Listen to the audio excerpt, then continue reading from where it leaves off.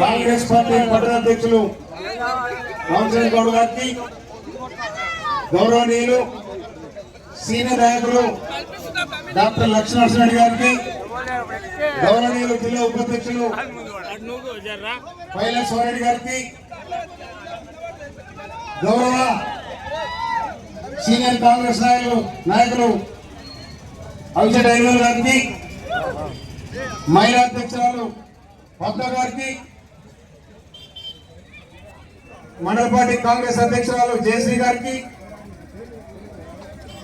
మొదటివాడు అభ్యర్థి కాంగ్రెస్ పార్టీ అభ్యర్థి పల్లె వెంకన్న గారికి, రెండవ అభ్యర్థి కురిమిల ప్రవీణ గారికి, మూడవ అభ్యర్థి సుల్తాన్ మనోజ్ కుమార్, నాలుగవ అభ్యర్థి జ్యోతి గారికి, ఐదవ అభ్యర్థి కామ్రేడ్ మొగల స్వాతి, ఐదవవాడు, ఆరవవాడు శుభ్ర గారికి, గడ్డ శుభ్ర గారికి, ఏడవవాడు శైలజ గారికి, ఎనిమిదవవాడు శ్రీవిద్య గారికి, తొమ్మిదవవాడు శ్రీకాంత్ గౌడ్ గారికి,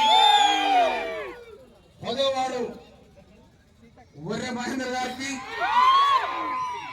11వవాడు కార్బోగ వెంకన్న, 12వవాడు మెంట రమణ. అందరికీ పేరు పేరున హృదయపూర్వక నమస్కారాలు. గౌరవ పత్రికా మిత్రులకు, కాంగ్రెస్ శ్రేణులకు, ఇక్కడికి వచ్చిన అక్క చెల్లెలకు, అన్నదమ్ములకు, ఇన్ఛార్జ్ మేడం సంజయ్ రెడ్డి గారికి,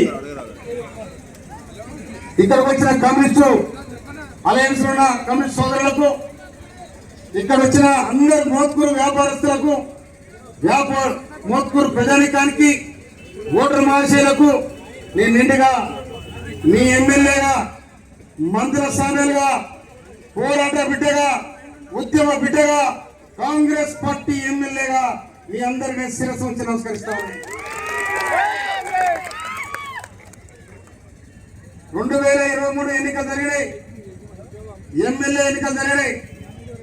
నేను ఇక్కడ ఈ మోత్కూరులో చదువుకున్న విద్యార్థిని. నేను 69 నుండి 76 దాకా. అయినా ఇక్కడ నేను మోత్కూరు ఇవ్వలేదు. నేను ఆనాడు తెలంగాణ ఉద్యమంలో చేరినాడు కూడా అందరూ ఆశ్రయించారు. ఆ తర్వాత తెలంగాణ ఉద్యమం, తెలంగాణ శ్రమజీవుల కోసం, వేలాది మంది అమరవీరుల కోసం త్యాగాలు చేసి తెలంగాణ చేస్తే ఇవాళ వాళ్ళ చేతులు